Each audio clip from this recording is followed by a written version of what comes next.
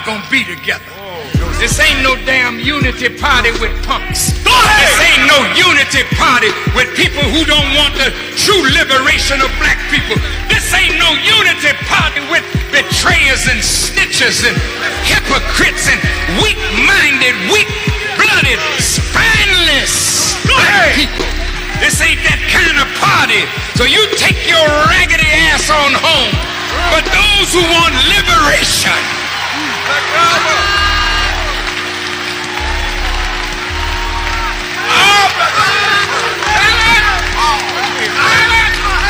those who want to see black people really free at last.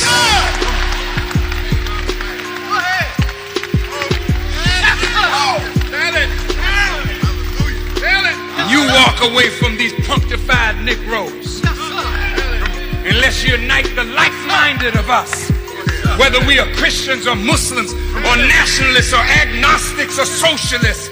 If we are like-minded on reparations and on justice for our people, we are brothers indeed. But a black face ain't gonna make you no brother today. Go ahead.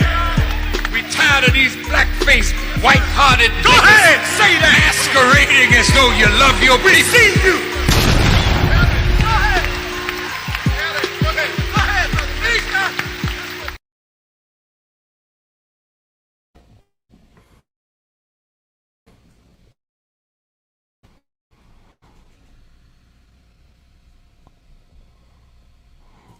All right, y'all. We about to get started in a minute. We're going to get into a serious topic regarding a threat that happened to a specific individual by a group called the Good Old Boys Roundup. But first, let's set the tone a little bit. I don't know. Hopefully, I won't get flagged for this. But if y'all ain't heard that new Killer Mike, I think this is perfect to set the tone. We're going to get into this whole Good Old Boys Roundup network, what they've been doing, how long they've been doing it, some things that I know you have seen that reference them without you even knowing. And then we're going to get into why it's that much more important to understand and to expose these fuck niggas that take all the time in the world to undermine us. And I'm going to show you the similarity between some of these talking points that you'll get from these tethers and these coons, these detractors and these agents, and how they line up with white supremacist talking points. But first, let's go ahead and hear a word from Killer Mike. I just think timing is everything. Like, nigga, this it. This one right here.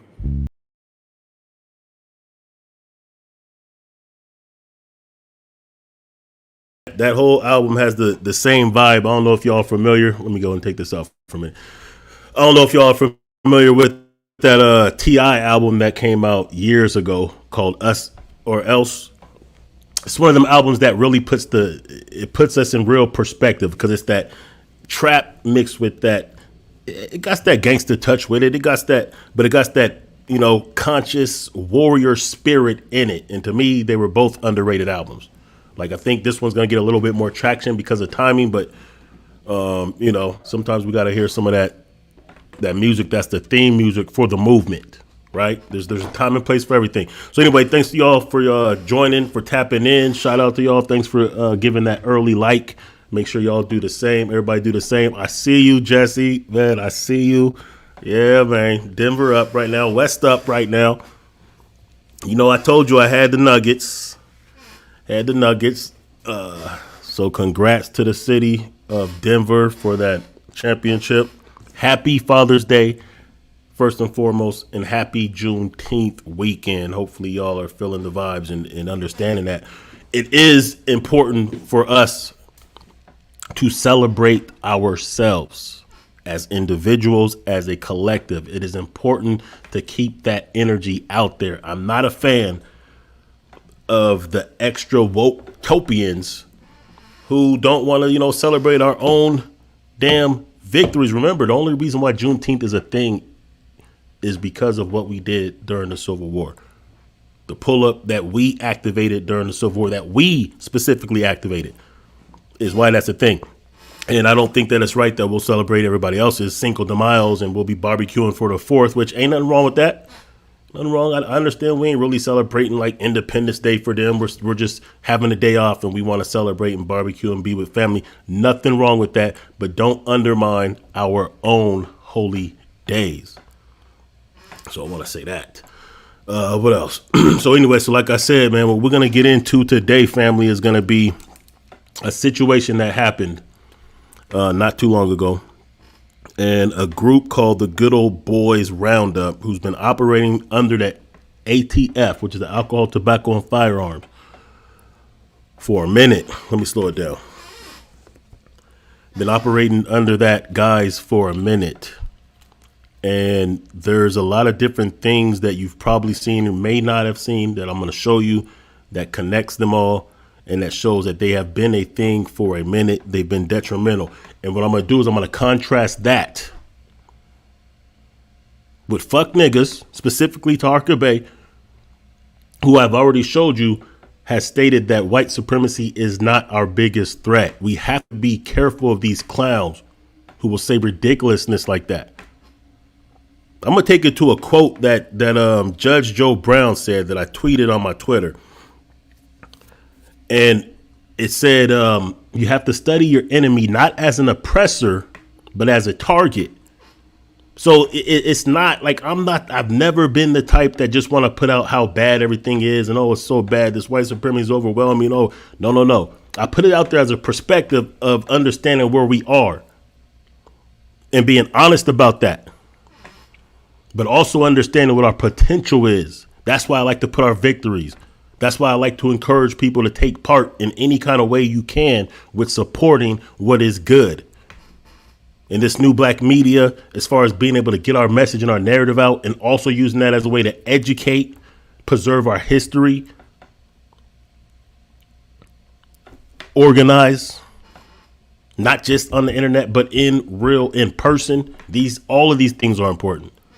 Whatever you're doing, wherever you're at, is important. Whatever skills or passion or skill set you have or resources that you have that could that can contribute to the movement is necessary and appreciated, because collectively us doing just a little bit can get a lot done. And these are the kind of examples that I do appreciate Tariq Nasheed for. Now, I've said it before. I don't agree with everything about him. I have had my criticism for him. But overall, when we speak about him and others in the new black media and others that are in the community that are doing things, we don't have to like each other personally, and we don't have to agree with everything that everyone does. That's not the point. Like, don't get it twisted. Our adversaries, our opponents, are whatever. These white folks don't all agree with everything. They don't all get along with every single thing. Asians and all these other groups don't agree with each other or their counterparts to 100% degree, but they do agree enough to understand what their position is and what they want their position to be in regards to us. So they can collectively get on a codified frequency to make sure that they are harmonized enough for, to keep the status quo. And all I'm saying is the same has to be for us. See, this isn't like a FBA versus black immigrants. It's not that. So don't get it twisted when we're calling out those who are against us, whether they look like us or don't look like us. This isn't no spewing hatred for our Caribbean family or for our African family. It's just saying, hey, if you're not on the same page and if you're purposely undermining us and you're not making us aware, the good ones aren't making us aware of who their infiltrators and tethers are. So the same way we put ours on blast, y'all need to put yours on blast or we're going to do it. The same way we have to expose these white supremacists. So let me go ahead and I'm going to show you this video that was on TikTok. And it's going to get into the Good Old Boys Roundup, as they call themselves. And I just want to show you what they did, man.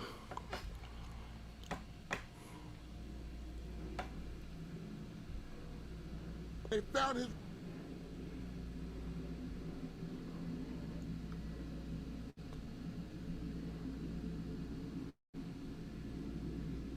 Hold up, how come we ain't got no volume? Can y'all hear that?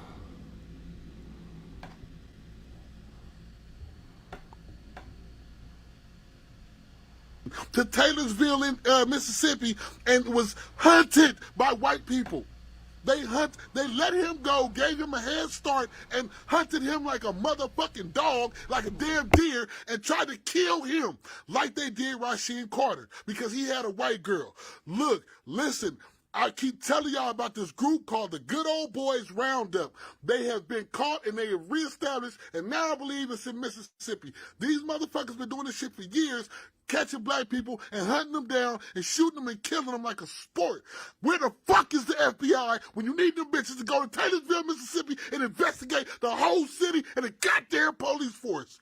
This man was hunted by white supremacists trying to kill him in the same place where Rasheem Carter's body and remains was found.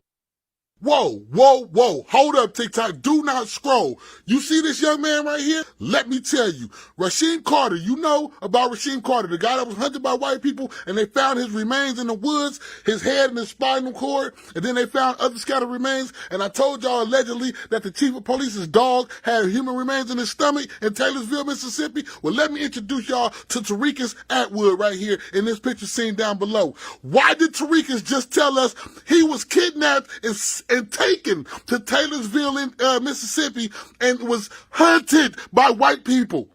They let him go, gave him a head start, and hunted him like a motherfucking dog, like a damn deer, and tried to kill him like they did Rasheem Carter because he had a white girl. Look, listen, I keep telling y'all about this group called the Good Old Boys Roundup. They have been caught and they have reestablished, and now I believe it's in Mississippi. These motherfuckers been doing this shit for years, catching black people and hunting them down and shooting them and killing them like a sport. Where the fuck is the FBI when you need them bitches to go to Taylorsville, Mississippi and investigate the whole city and the goddamn police force? This man was hunted by white supremacists trying to kill him in the same place where Rasheem Carter's body and remains was found.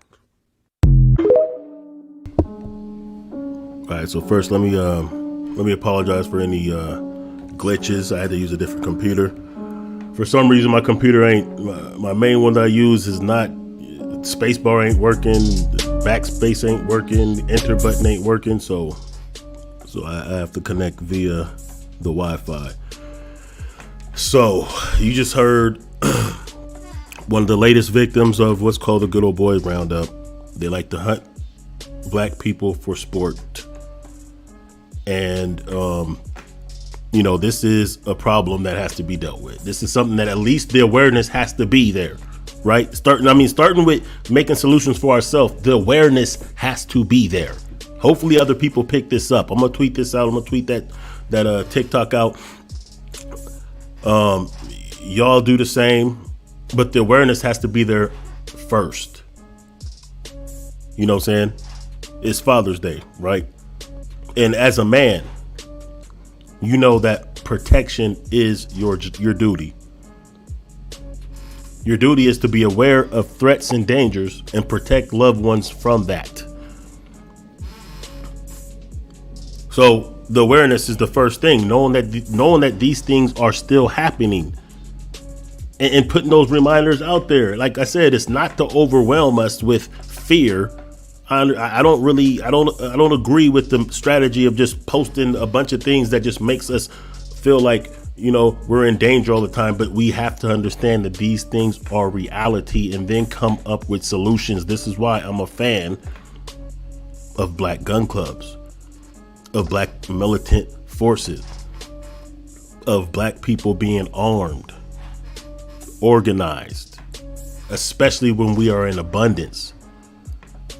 And getting things like this out, so at least we know what we're dealing with. And let's go into what we're dealing with. Hold up real quick.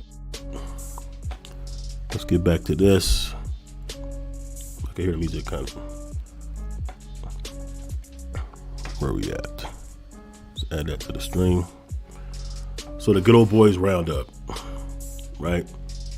So the Good Old Boys Roundup was an annual whites-only event run by agents of the Bureau of Tobacco and Firearms, also known as the ATF, in southern Tennessee, which is the birthplace of the KKK, from 1980 to 1996. So they're trying to frame it like it's not really still a thing.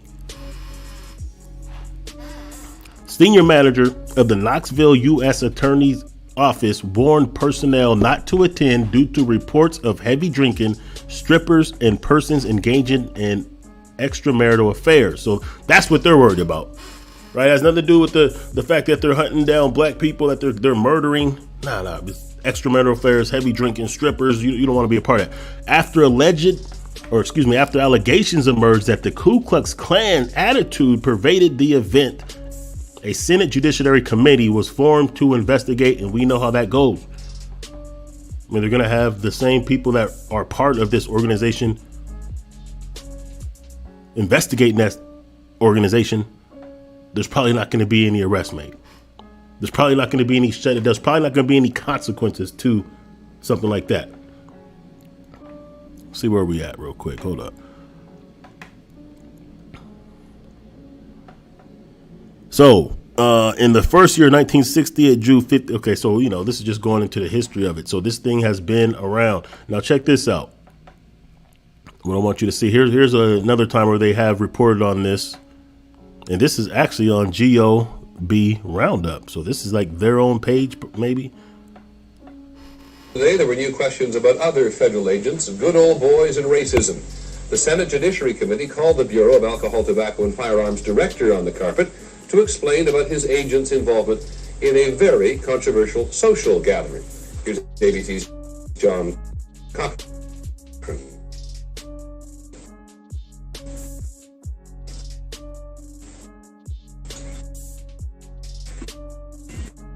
The first charges of racism came with the discovery of these 1990 pictures. The pictures were supplied by Alabama militiamen. Their motives are suspect because some have a long-standing grudge against ATF agents who enforce gun laws. But the pictures were nonetheless strong evidence. And now a Senate committee investigating the roundups says it. And now a Senate committee investigating. Nigger checkpoint. Now remember back when I think when Obama was running, and I think who was it? Somebody from Texas was outed for having a lodge, some kind of hunting lodge called Niggerhead Lodge or something like that. So let's not forget, I don't care what side of the aisle you're talking about, Democrats or Republicans, they both have ties to these white supremacist hate groups that operate with violence against our people and have for centuries. And this is why this was supposed to actually be my thumbnail for this video, but I figured that, might be a little bit too much, because this is basically what it is. These niggas is buck broken. This is the attitude. This is really what's going on with some of these niggas. That's, white supremacist is not our biggest threat. We're going to get back to that video. We're going to get back to some information on these good old boys roundup, but I just want to show you why it's important to understand even who our internal enemies are, because they're just as or close to as dangerous, because they do operate in conjunction. And look at this. The first line on this post 2 months ago, he said, white supremacy is not our biggest threat.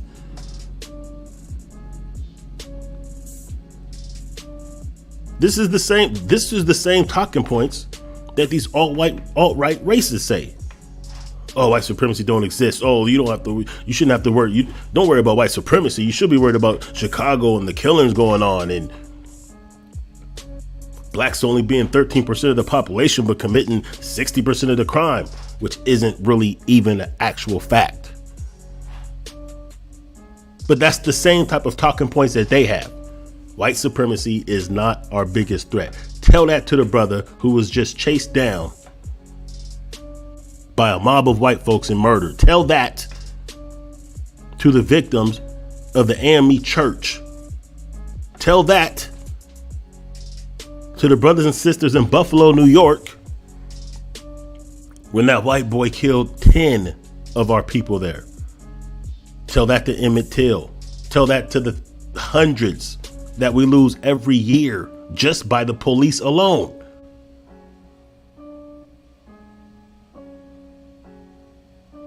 Tell that to Jordan Neely when he's saying the real biggest threat is the gullible black class responsible for slavery and white supremacy. Like the audacity of a so-called black man saying that really it's us that are responsible for slavery and white supremacy. We created white supremacy.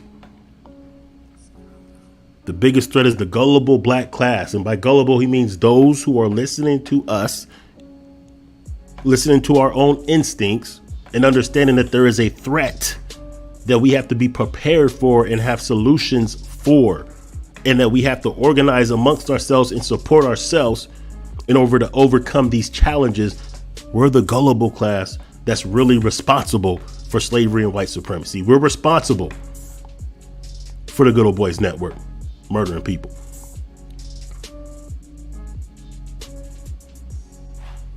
Now let me show you this real quick. Check this out. I don't know if this was a 1994, so depending how old you are, you may remember this movie. Let me show you this movie though.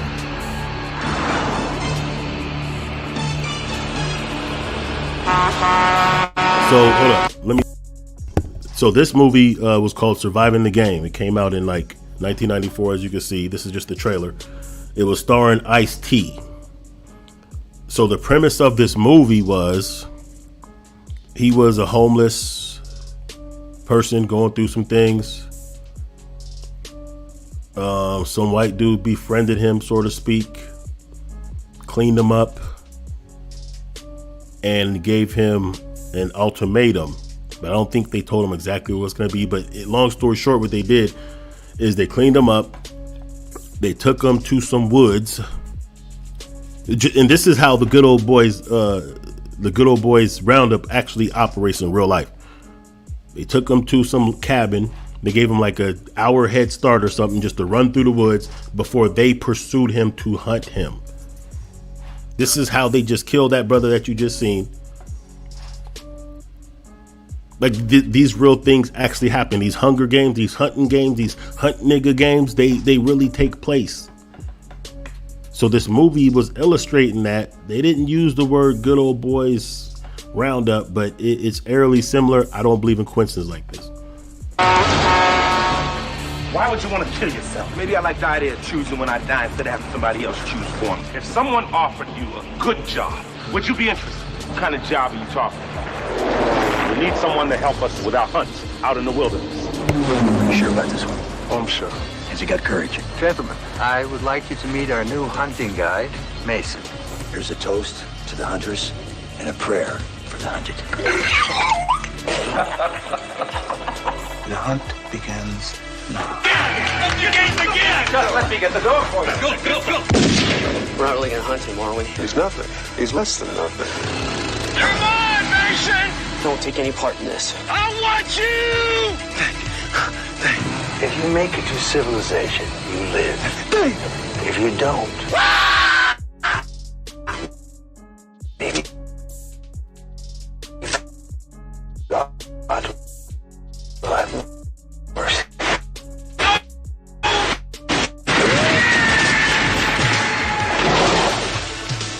Everybody out of the cabin! I like my meat rare. Job well done, bitch.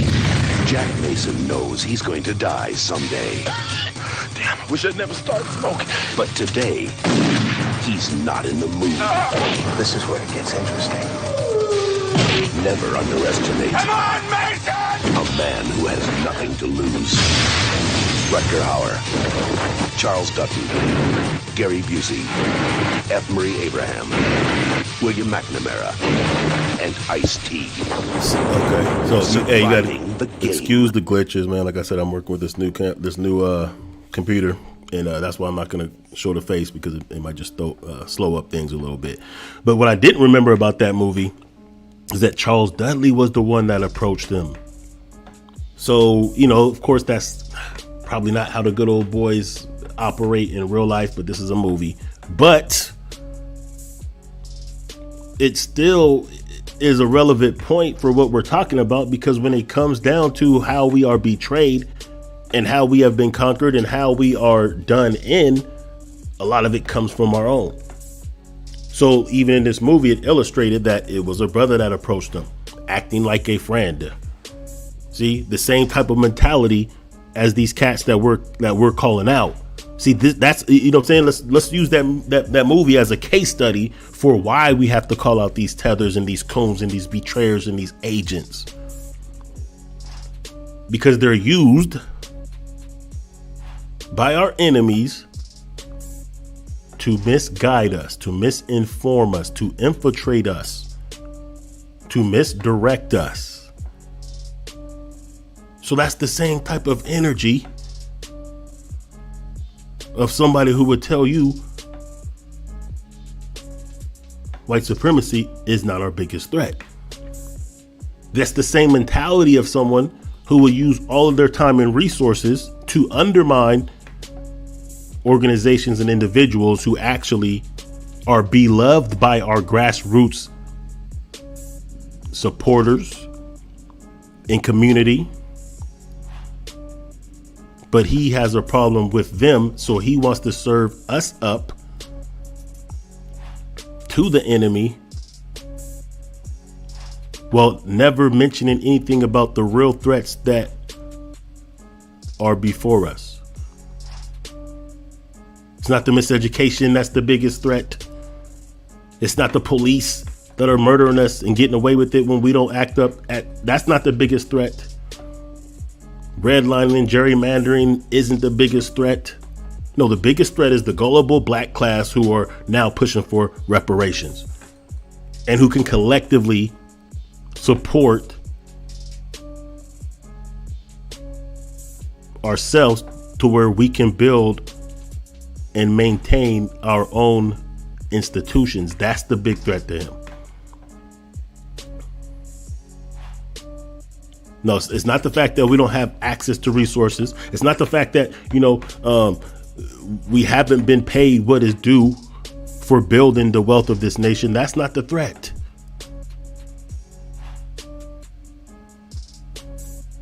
And that's why these clowns that will take all their time, all their energy, all their resources, all their efforts to undermine what we're doing, they never go against. Not even like those who are detrimental, not even the black people that are detrimental. They don't even go after them. They don't even have no smoke for them. They don't even have smoke for like the drug dealers and the rapists and those who are doing bad things in the community. No, they only have smoke, not just for any organization or individual, but just the ones that are actually beloved by the grassroots. Think about that. Meanwhile, these same clowns, like this particular individual, Taharka Gay, is a registered documented sex offender, snitch. Yes, snitch. Which means that he literally is an agent who's worked with the government before. So think about this. He actually snitched on his co-defendants in a robbery that they did. So if he'll snitch on his own friends and co-defendants, why the fuck wouldn't he go against people he don't know? If he turned his own comrades that he actually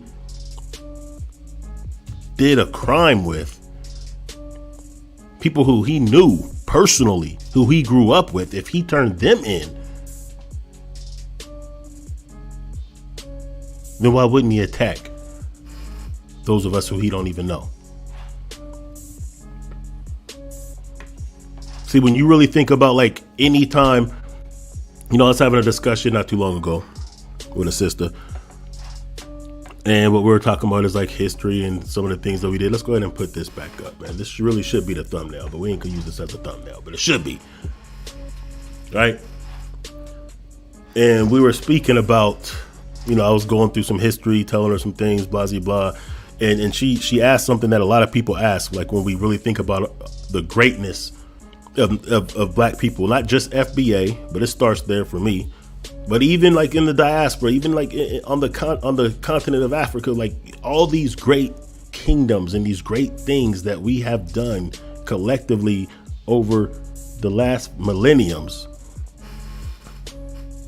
One of the questions that people ask is, well, then how did we fall to these cats? I mean, they're only like 5 or 8% of the global population. They're genetically not as strong as us. Mentally, not as, the IQ isn't as high as ours. They don't have culture. They don't have creativity like we have. Any industry that we get into, we dominate. How the hell did we fall to these cats? The answer is pretty simple. It's because every single time, not some of the times, every single time, is because there were those amongst our own that betrayed us. Every time. Kemet didn't just fall because they were just mightier. I mean, first of all, Kemet was already on a downslope for hundreds or probably thousands of years before Greece was able to conquer 330 BC. And it started off with infighting and internal rifts and conflicts. And then other nations came, this nation came, and then finally, and this is why they're so obsessed with Kemet, because that's when they were able to finally get their foot in to start their quest of world domination, starting with conquering black people in Kemet.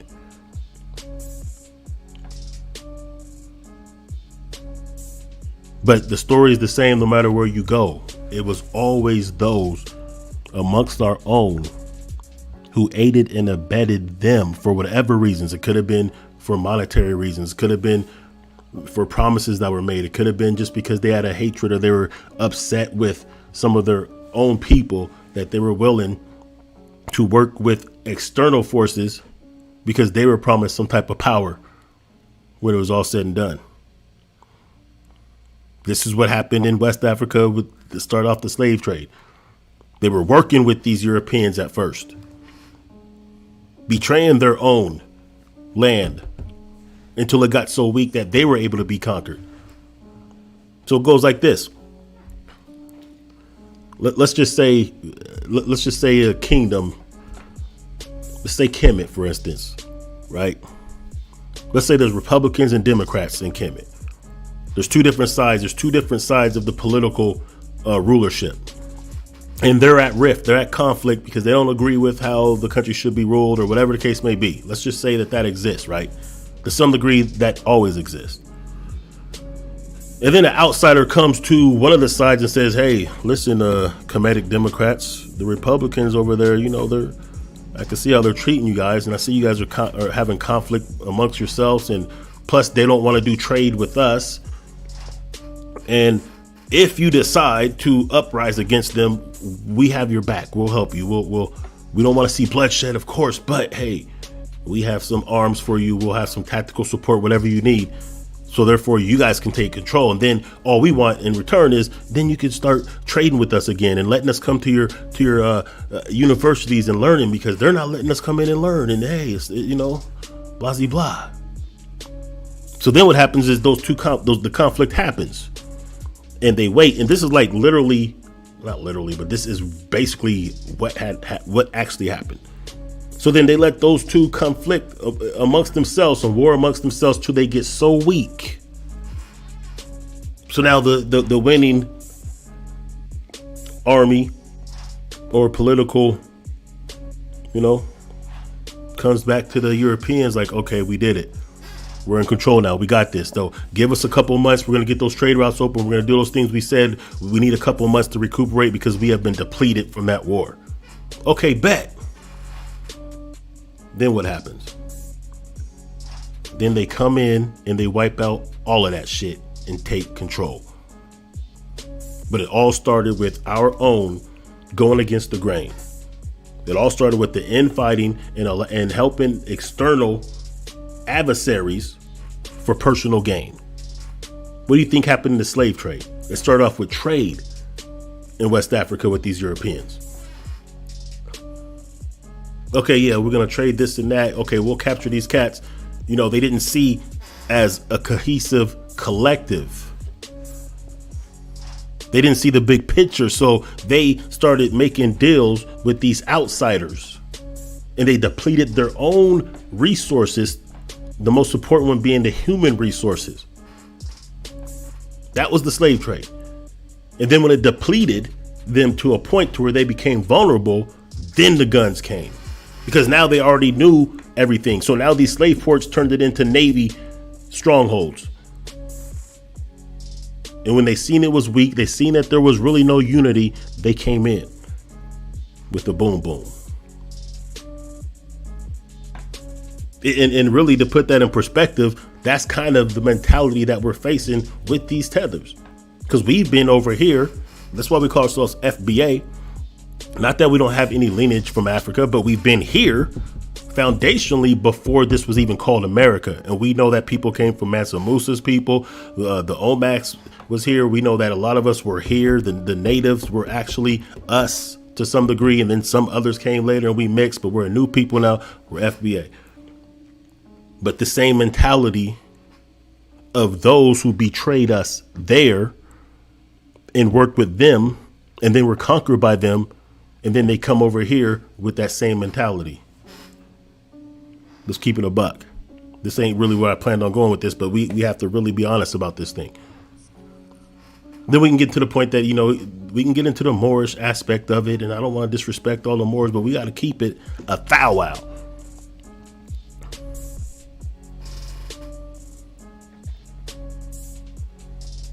We got to keep it a thou wow. This is why it's important for us to at least to be able to recognize and expose what is happening in real time and understand the mentality that this comes with when you have people who will betray their own for others. Because when we were talking about that Pan-Africanism for 100 years straight since Marcus Garvey, even before that, Marcus Delaney. And the reason why we were here, the FBAs here, were so willing to support an idea like that was because we understood that globally we are the majority. And the only reason why we were losing is because we were disenfranchised and we were, if a minority wants to rule a majority, you have to divide them first. That's the basic concept that we see happening even in the United States with the politicians and the citizens. They divide and then they're able to conquer and rule. So we understood that, hey, if we seen the Caribbean brothers as our brothers, those on the continent as our brothers, those in South Africa as our brothers, or South America as our brothers, that collectively, if we work cohesively, we could reverse this thing overnight. The problem was everyone didn't see it like that. And we tried to run that program for 100 years. That's why we're backing off right now. Because for 100 years, we were trying to get on that page. And then cats from Nigeria started coming here talking about, no, I'm Nigerian nigga. There's no white supremacy. You just ain't working hard enough. Oh, that kind of fuck shit. Meanwhile, back home in Nigeria, they're wearing wigs and shit, like the colonizers. They come over here with the white Jesus. Then you got the Caribbeans doing the same. And they're not seeing themselves as us. They're actually putting white as their status on the paperwork. Same with the East Africans. So it's like after a minute, we're like, man, UK, all right, y'all ain't really rocking with us like that. So we're going to have to fall back and just regroup for ourselves. This was after 100 years of trying, though. So when they talk about we're being divisive, no, we tried to work this thing out for 100 years. Now we're running it our way. You could support it. But other than that, if y'all over here trying to undermine it, we calling you out. We are distance ourselves from you, and you have to hold your own nuts. And we know it's not all of y'all, but it's too damn many of y'all. Because that is the reason why they're able to still rule over us. I mean, Pan-Africanism was actually a good idea in concept. If it really worked, like if they really were on the same page and on code like we were, it would have worked. But it couldn't work if they don't at least take back their resources where they're at first. If they're not on code where they're at, they can't be on code over here.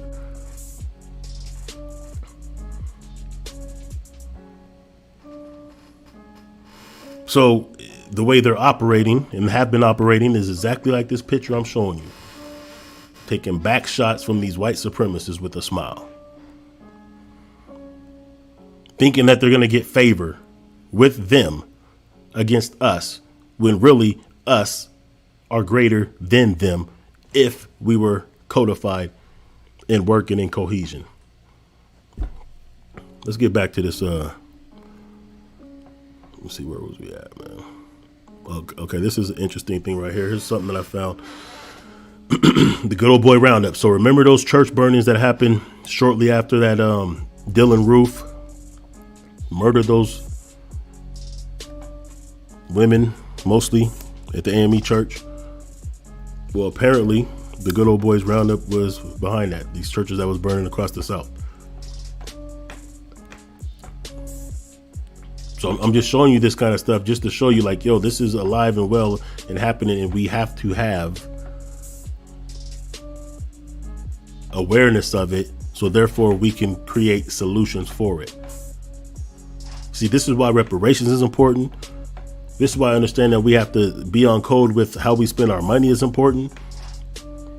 This is why withdrawing from their political system, if they're not going to serve us, specific tangibles are important. Because if we're economically strong, we can be politically strong. If we're economically and politically strong, then we can protect ourselves. Not just through legislation, but through actual tangible protection ourselves. That's what all of this is connected.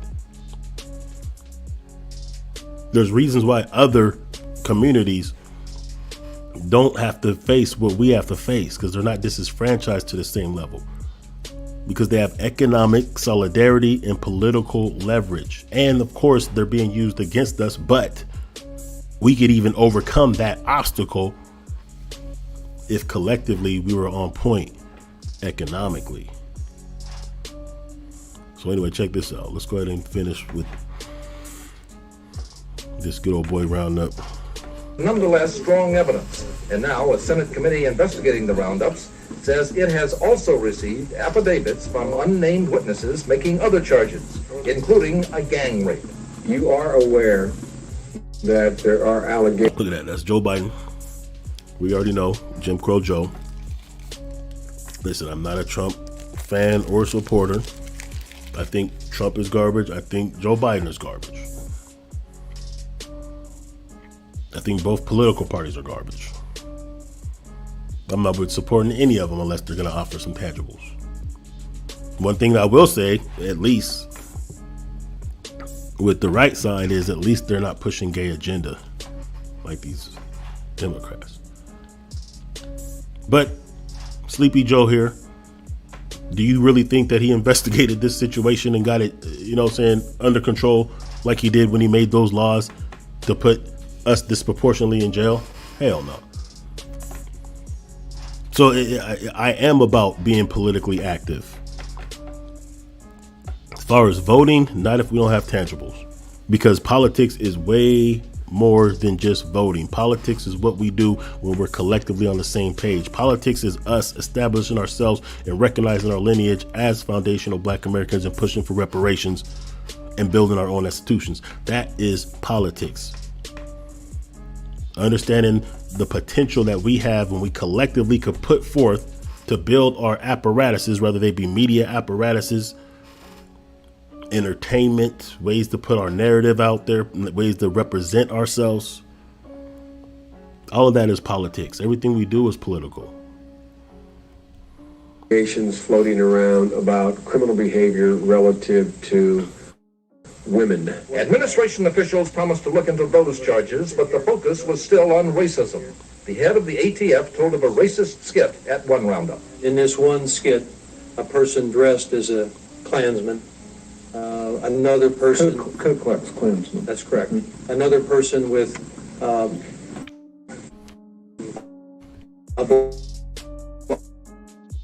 black face, and the Ku Klux Klanman was committed sodomy. This racist hunting license. So I've seen those licenses before. I didn't know that those were real. Federal nigger hunting license. So here's my point. As we have people that are telling us goofy, treacherous shit like this, white supremacy is not our biggest threat. Well, what the hell is? Like, literally, they have agencies. Like, we know what the FBI did. We know what the CIA does. We know what these police do. ATF is involved. And all of these people are connected with politics and or have infiltrated politics. And now the same ones that were Ku Klux Klan 20 years ago are now making laws and legislation in the Senate, in the House of Representatives, and even as presidents in some cases. But somebody will tell you that white supremacy is not our biggest threat. It's the gullible black class is responsible for slavery and white supremacy. Tonight on Moorish World TV. And now let's go ahead and get into the Moorish part. We got to keep it a thou wow. I know it ain't all the Moors. I know it's just the dirty ones. I get it. Whatever. But facts are facts. And I could think of 4 different continents right now where fez wearing black Muslims betrayed their own people for the benefit of Europeans. It's not coincidental. This happened in Africa, of course, we know, right? So I know there's been like some goofy shit going on. Let me go ahead and get back to this damn, let's get back to this. I hate to show you this salacious shit, but this is I forgot where I seen this, and I ended up photoshopping a little bit, but I think it was somebody that was clowning on Facebook or something. But anyway, the point is this. Let's get to the Moors real quick, because it's not a coincidence this dude rolls with them out of all places, even though he calls himself Taharka because he wanted to try to fit in with the Kemet movement, because he really got his notoriety by trying to befriend everybody in the House of Consciousness with Sarnetta. But let's go ahead and talk about it. I got a video on my playlist right now. Sarah Sutin said he's showing you footage of World War II. I know there's been some goofiness being said. I know that from Hebrews to Negroes and others have been trying to tell you that somehow Hitler was down with us, and the reason why he went to war is because he knew we were the real Jews. That's cap bullshit. Because he supported Mussolini, who was the leader of Italy when they attacked Ethiopia, and the ones that they had on the front line trying to help white folks colonize Ethiopia just happened to be fez wearing Muslim niggas. And then when you move on down to the Congo,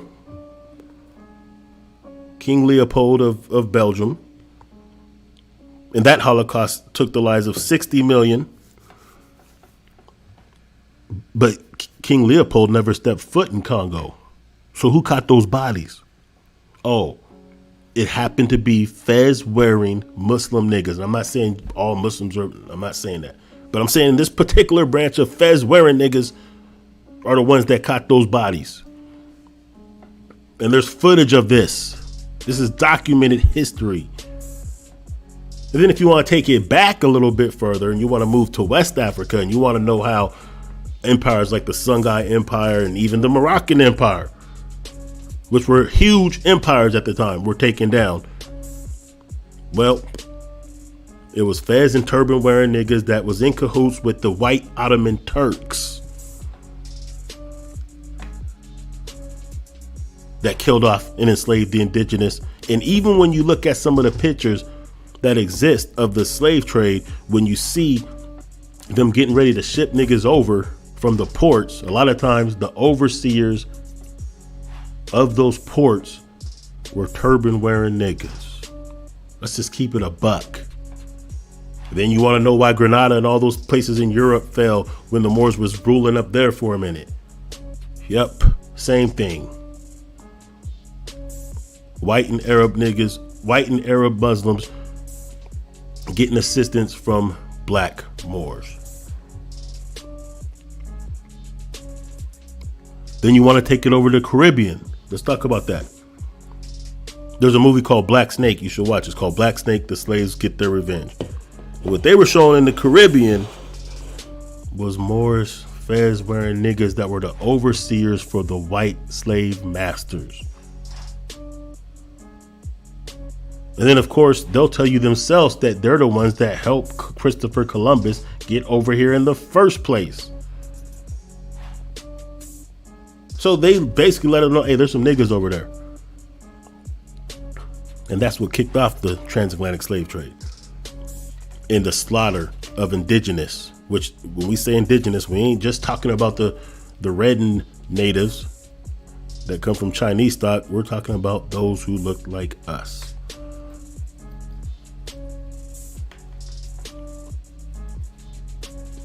That's why I always found it funny how they like to brag about how they saved Europeans from going extinct during these plagues by teaching them how to wash and giving them medicine and culture and cleaning them up. It's like, why would you brag about that?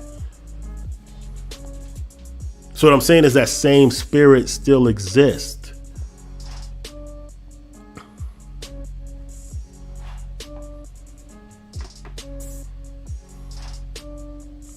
Like I said, behind every situation where we took L's, there was a Negro traitor who went against us. And that spirit still exists today. Ask yourself, what would you be doing if it was 200-300 years ago? Because none of us wants to say that we would be the house nigga that was running to massa and shucking and jiving. Nobody wants to say that. But what are you doing right now? Times change, spirit don't. What's your mentality right now? What are you contributing to now? Because if you're contributing to the fuck shit, looking for ways to undermine and betray now, that's what you would have done then. So that's the stock that some of these Negroes come from. That's the stock that'll have people saying goofy shit like, hey, it ain't them white. It ain't. You know what I'm saying? Like, let me show you one more thing before I get out of here. Let me show you something. All right, this is a short, right? This is a short that I found on YouTube. And this was made by some racist, Confederate white folks. And they're talking about reparations to Black America, right? I'm going to play this for you. After activists call for higher payments, the panel recommended payments of $1.2 million for every black person. However, most black activists are not happy about it and demand $200 million for each qualifying black resident. This number is based on Union General William T. Sherman's plan to give newly freed families 40 acres and a mule. The argument is 40 acres in today's money is equivalent to $200 million. The U.S. Military Death Gratuity Program provides a special tax-free payment of $100,000 to eligible survivors of members of the armed forces who die while on active duty. What about paying this amount to all Americans who lost their ancestors in battle during the American Civil War? California Reparations Task Force recommended payments of $1.2 million. Niggas ain't even satisfied with 1.2. They came to chaos, fighting because they wanted more. That's how they're setting this off. $1 million for every black person. However, most black activists are not happy about it and demand $200 million for each qualifying black resident. I personally have not heard of that. 200 million each. I mean, I think everybody would pretty much accept a couple mil. But there is reasons for that number, though, because when you really calculate what was promised to us, I guess that's what the number would be. This number is based on Union General William T. Sherman's plan to give newly freed families 40 acres and a mule. So that was something that was actually proposed back then. And of course, you can see that they have the Confederate symbol down here. So of course he's going to throw a Union general, under the bus. But let's continue. Argument as 40 acres in today's money is equivalent to $200 million. The U.S. Military Death Gratuity Program provides a special tax-free payment of $100,000 to eligible survivors of members of the armed forces who die while on active duty. What about paying this amount to all Americans who lost their ancestors in battle during the American Civil War? So what he's basically implying there is, hey, you niggas want all this money for reparations, but what about our ancestors who fought in the war? How come should they get some reparations too? So should we all get some reparations? No. Emphatically, no. Especially the Southern soldiers or descendants from them. Because they lost. They're on the wrong side of history, for one. And for two, the plantation owners of that day, they got reparations. But now let's get into some of these comments, because these comments echo some of the same talking points that I showed you a couple of weeks ago when I was showing you what Taharka Bey was saying about why we maybe shouldn't get reparations, and we have to sympathize with their sacrifice and their loss and how much hard work they put into enslaving us. This is what this Negro said if you watch that video that I put out. So here's, and when you see, like, this is very similar to some of the sentiments that you're going to see in these comments. Look at this. Why should someone who's never owned slaves give reparations for someone who's never been a slave? So that's one of the talking points that you hear a lot. Well, because it's owed to us. It's ours. There wouldn't be this wealth without us. And the only reason why it's people who never owned slaves getting to people who are never slaved is only because y'all took so damn long playing these games. Look at this. Make sure the 640,000 Irish slaves get the same amount of money. First of all, the Irish weren't slaves. They were indentured servitude servants who came here willingly and were compensated. They weren't raped and sold. They didn't have their names changed, their language changed, their religion changed. They weren't bred. They weren't hung in massive numbers. And they got land, and they got paid. They got compensated for the work they did. Now you see this right here. He wants to be a $5 FBA. I identify as a black descendant. So, I mean, understand something. They're only saying this. They're only getting riled up like this. They're only responding like this because they know that there's a good chance that we're going to get this thing passed through if we continue to stay disciplined and focused and diligent working towards this goal. They wouldn't be coming so hard against it if they weren't really in fear that we wouldn't get it. If they thought we wouldn't get it, like I've said this before, and this is an old saying, first they ignore you, then they laugh at you, then they fight you, then they lose. So first they ignored it, then they mocked it, now they're fighting it. Look at this. We should vote out every politician who wastes his taxpaying money hosting or participating in stupid discussions like this. But this wasn't said when Jewish people got their reparations, or even the whiter Native Americans, or the Japanese, or the holders of slaves, or the billions that we give to Israel to this day, or the billions that went to Ukraine, or these other foreign nations. Nobody is saying that. Oh, the taxpayers shouldn't be paying. That no one makes that argument. But when it's our turn now, it's all this cap. If you're not the one who got wrong, nobody owes you anything. Work for what you got, for what you get. This is coming from people who receive the most welfare and handouts, bar none. I'll give you money when you repay the lives of my ancestors that died fighting for your freedom. I really doubt his ancestors died. First of all, Union soldiers were not fighting for our freedom. They were fighting to keep the Union alive because the South was about to depart from the Union and get wealthy on their own and do business abroad internationally and leave the Northerners poor.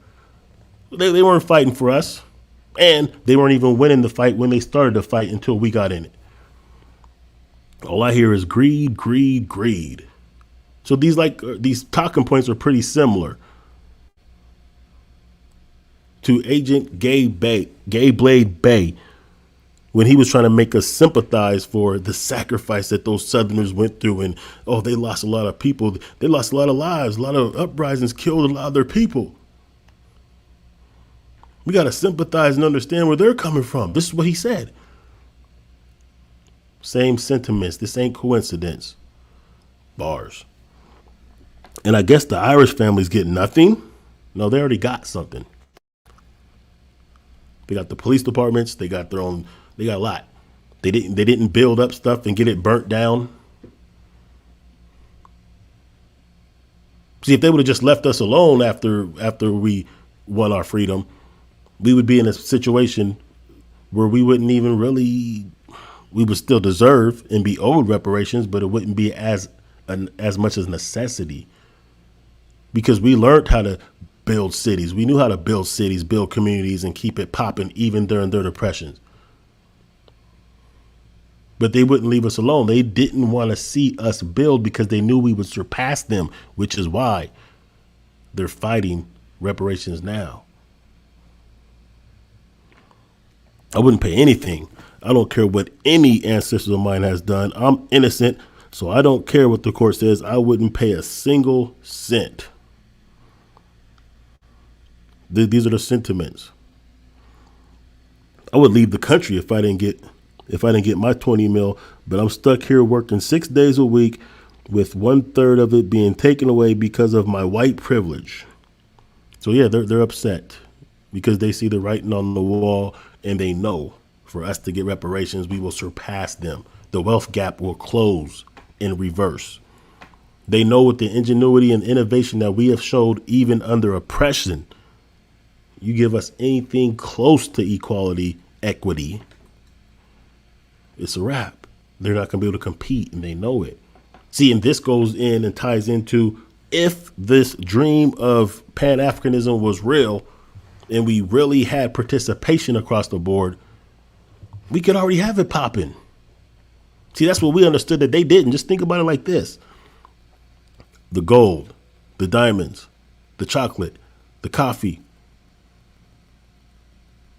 cobalt or coltan, whatever, it makes the batteries and all that, lithium, copper, every natural resource you could think of is, well, there's some here too, but let's just go to these African nations that have African figureheads in the government.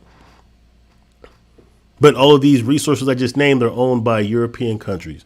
But if they took them back and nationalized those resources, and if they were really on code with us, they could be like, yo, FBA brothers, we got these diamond mines, we got these gold mines, we got this oil, we got these resources. Why don't we give them to y'all? Not give, but why don't we do business with y'all? And we can sell you these diamonds on the low so that you can actually undercut the DuBears with superior product. We'll get paid more than they're paying us because they're really enslaving our people to dig up those diamonds and gold and lithium. And when you could do fair business with us, you'll get it at a price low enough to where you'll be able to innovatively create your own goods and services. We both ball out. See, that's how it could have happened. But that ain't what they did. So when we're talking about this, hey, we're hold your own nuts, get your shit together over there first, support what we're doing, and then we can fuck with you. That's what we mean. Because we could have already hooked this shit up on an international level. We could have already been doing business on a level that would allow us to accumulate. Just think about what we did with Black Wall Street in the dozens or scores or maybe even hundreds of cities that we built after the enslavement. Wealth. We would have generational wealth. And that's why reparations are due. Because if we were compensated for what we did, we wouldn't be talking about reparations. We've already been able to hand down wealth for generations now. There wouldn't be the wealth gap that we have. Most of us would have been born into something that was handed down to us. Land, businesses. We would be the privileged trust fund kids. And any institutions that we have now would be 10 times that. We wouldn't be dependent on Section 8, welfare and food stamps. We wouldn't be dependent on that. We would be on a whole new level. And we would have flipped the board.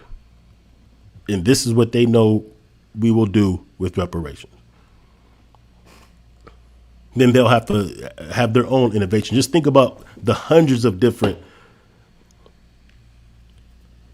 inventions that we know about.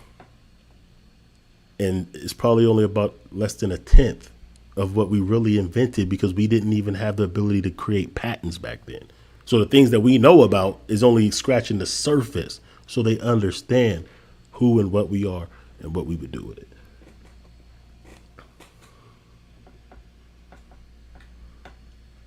Understand that. Anyway, I didn't want to make this too long, but I'm just showing you like the similarities between some of these talking points.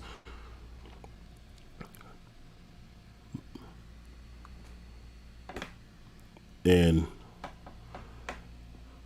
the talking points of these alt-right, racist, white supremacists, and how they're in line with some of these race traitors amongst us. I'm showing you the similarities between what these police are doing and these good old boy networks that still exist that have ties to the government. And the fact that those that come against us so hard, that go against the grain to undermine us, who never take the time to educate us on anything positive that we could do, never have any other, you know what I'm saying? Like for people who always come against us, they don't seem to ever have any solutions that they're willing to work on. They don't ever seem to have anyone that they're willing to support that is doing something that they think should be done, since they don't agree with anything that we're doing. But they just make the same talking points as these alt-right. They make the same talking points as these racist white supremacists. That's not coincidence.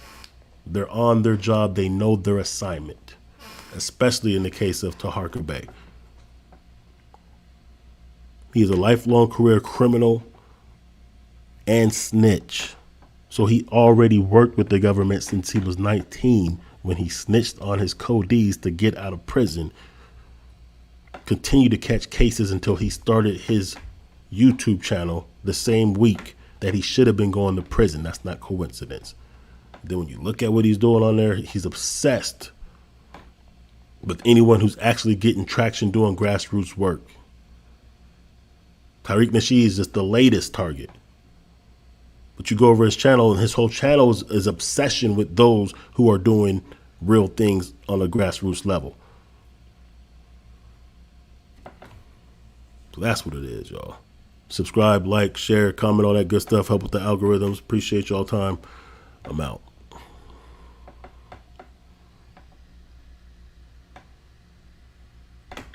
We all not gonna be together. This ain't no damn unity party with punks. This ain't no unity party with people who don't want the true liberation of black people. This ain't no unity party with betrayers and snitchers and hypocrites and weak-minded, weak-blooded, spineless black people. This ain't that kind of party. So you take your raggedy ass on home. But those who want liberation,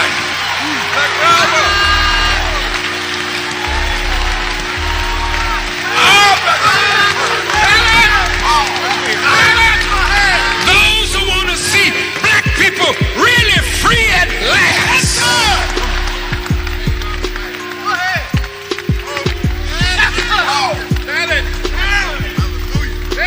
you walk away from these punctified Negroes unless you unite the like-minded of us, whether we are Christians or Muslims or nationalists or agnostics or socialists. If we are like-minded on reparations and on justice for our people, we are brothers indeed. But a black face ain't gonna make you no brother today. Go ahead. We tired of these black-faced, white-hearted niggas masquerading as though you love your people. We see you.